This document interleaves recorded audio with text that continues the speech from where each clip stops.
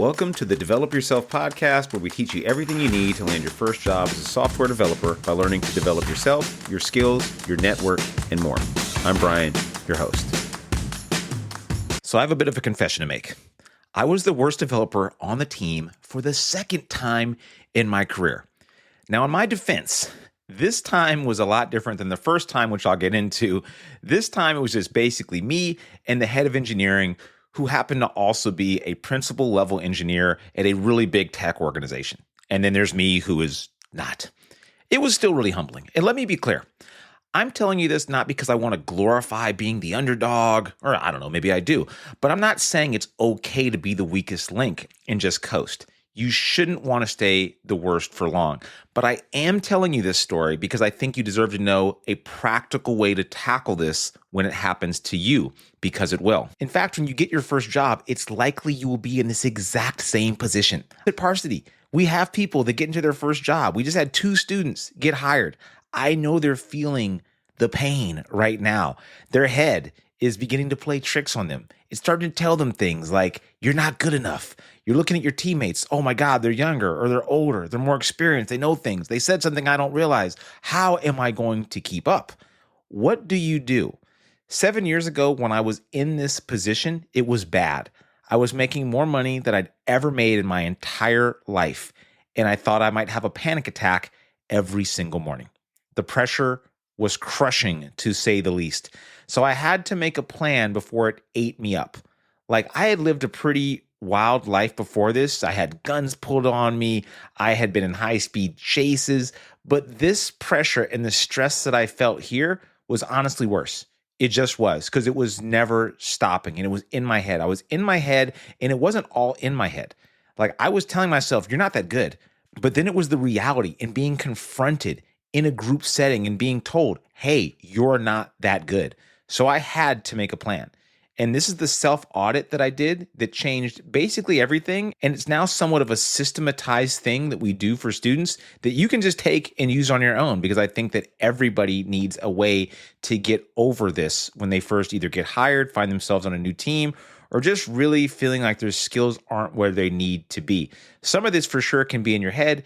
Some of it cannot be, and you need to have a plan and a system to execute so you don't just get in your own head, freak out, have a panic attack, leave software, go on the streets and beg for change and code HTML for pennies on the side of the road. I don't want that to happen to you. So what I did, what I suggest you do, is do a brutally honest audit of your skills. Here's a 3-step process that I used then and now, and what we also encourage students at Parsity to use that you can just steal and use on your own, right?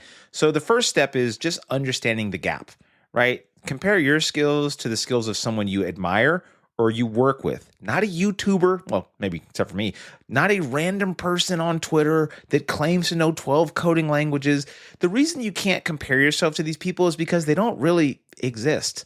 I've met some of these people. I've looked into some of their work histories, and they are not impressive, to say the least. And this is coming from somebody with what I consider a not very impressive work history. I am kind of blown away by the number of experts out there that have really never worked anywhere, that have a lot of opinions on what you should do. So don't compare yourself to these people. You need to find real people. So if you're already working, this should be easy. You look at your team. You study their code. You look at their pull requests. You can look at their Git history. You can see what they've done, what they're doing, and you can begin to audit your skills and say, what do they know that I don't know? If you're still learning, this is a bit harder. You're going to need to find a real developer you can talk to. Ask them what their day-to-day is like. What do they actually do? And what tools are they actually using?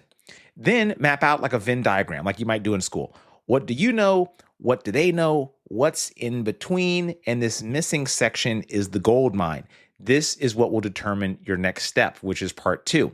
Build a plan of attack. Now that you know your gap, you need to turn it into a focused plan. And it needs to be specific. Most people's goals just suck. They write, I want to get better at JavaScript. I want to learn React. I want to get hired. Yes, we all want these things. Let me give you some much better ones, right? I want to understand how to write unit tests using Jest. I will do this by adding a unit test to a project that I recently made. I want to get better at reading unfamiliar code bases. I'm going to clone a popular open source repo and I'm going to get it running on my machine. I want to learn how to debug performance issues in the browser. I'm going to audit our company's website, or I'm going to audit some public website and come up with a plan on how they could make it more performant, and then figure out like if that makes sense by maybe asking ChatGPT if my diagnosis is in fact somewhat useful. These are things that give you a clear plan of what to do and how you're going to do it. You need to find resources for each one of these goals, a specific tutorial, a course, a YouTube, documents, a real world example, just something that you can use to actually ladder up to this goal. So, okay, I'm going to read this book or I'm going to watch this tutorial, and then from that, I'm going to do this thing. Next, you need to put dates on these things. This is step 3. You have to have dates. You have to have a timeline, estimates, or else it just becomes this fluffy, kind of like cloudy goal that you're like, oh yeah, I'm going to get better at JavaScript or React or whatever, and I'm going to just do this tutorial. When? When are you going to do it by? How are you going to finish it? How many hours will it take? Don't think in terms of days. Think in terms of hours. I like to think in terms of half days myself. That makes it a little easier for me to have buffers, and if I overestimate or underestimate, it's like not way overboard. People tend to estimate things like weeks. I'm like, that's way too nebulous. It's too much room for error there. Half days is the largest amount of time that I would ever estimate something by. So I'm thinking, this tutorial is like 100 hours. Am I really going to watch the whole thing? Probably not. I'm probably going to go off on my own because I really just want to learn this one thing. So maybe I'll dedicate, 3 hours of coding time per every 1 hour that I'm watching. I'm going to watch an average of 10 hours. So that should be 30 hours. I have about 2 hours a day. So this might take me 2.5 weeks, maybe 3 weeks to actually finish this, if this is really how I plan to learn. This is also one of the reasons why I feel like at a certain point, you want to really get away from videos. They are a big time suck. I much prefer to look at documentation, look at some sample code, and immediately try to use that sample code in a repo, my own code base, or spin up a quick project so I can just get my hands dirty, because I don't want to watch somebody typing for hours on end. Like half an hour max is what I'll watch, but I'm not watching somebody code for like 10 hours. That is just not going to be me. I know for a lot of people that is. So if you put it on 2x speed, or maybe you're doing something to watch it, you have to figure out how long will this actually take. If it takes 3 weeks, that's how long it's going to take. But now you have an idea and a plan and how long that plan will take to execute. So you can say, okay, by this date, I will have done these few things that now have given me these skills. And the middle of that Venn diagram is now filled in. Now I've proven to myself that I have these skills that I was feeling unsure about, and now I actually have acquired them. And now I can actually go forward and, go to the next place and restart the whole process over again. Timelines also give you some urgency. They let you track your progress instead of just feeling lost, right? And they stop you from doing stuff that you shouldn't be doing. You just stick to the plan. Now, instead of just researching or watching YouTube tutorials on how to make a better portfolio project, or updating the shade of green in your resume, now you're doing the stuff that's actually going to level you up. So you don't get out of being the worst by just doing daily affirmations in the mirror or just waiting it out. I think that's silly advice, and I think that's actually really detrimental to most developers. It's not going to help you out. And if you do suffer from imposter syndrome or this feeling like, I'm just not that good, I think that's actually a good thing in many ways. Now, I know it can be neurotic, like I'm particularly neurotic, but I also think it means that you're self-aware. You understand that there's a lot to learn. In software, whether you've been working for 10 years or 0 years, you realize that there's a lot in front of you that you don't know. In fact, I feel like every year that I'm in this profession, I realize fully how much I have left to learn, and that I'll never even know more than a few percentages of what's out there.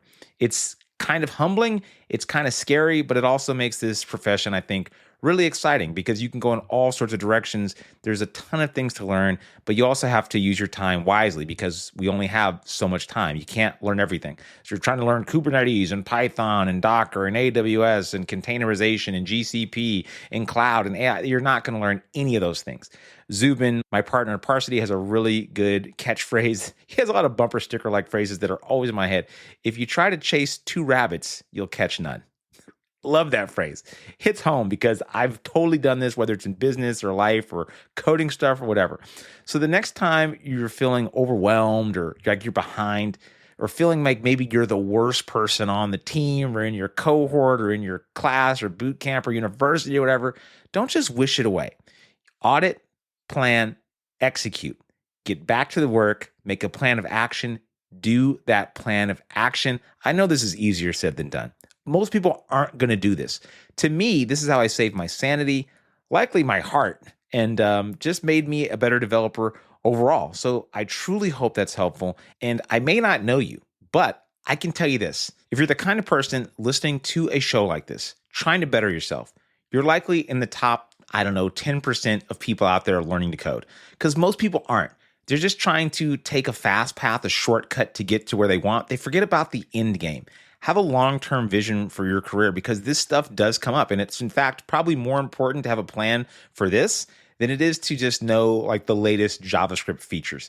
That stuff is easy to figure out. This kind of stuff, like keeping your mind in a state where you can actually continue to work, learn, and progress in your career, which is going to span decades at the least, this is really important. So again, I always hope this is helpful. So to sum up, don't freak out, make a plan, do your Venn diagram, execute that freaking plan, don't make goals that suck, and you're going to be a better developer. I'll see you around. That'll do it for today's episode of the Develop Yourself podcast. If you're serious about switching careers and becoming a software developer and building complex software and want to work directly with me and my team, go to parsity.io. And if you want more information, feel free to schedule a chat by just clicking the link in the show notes. See you next week.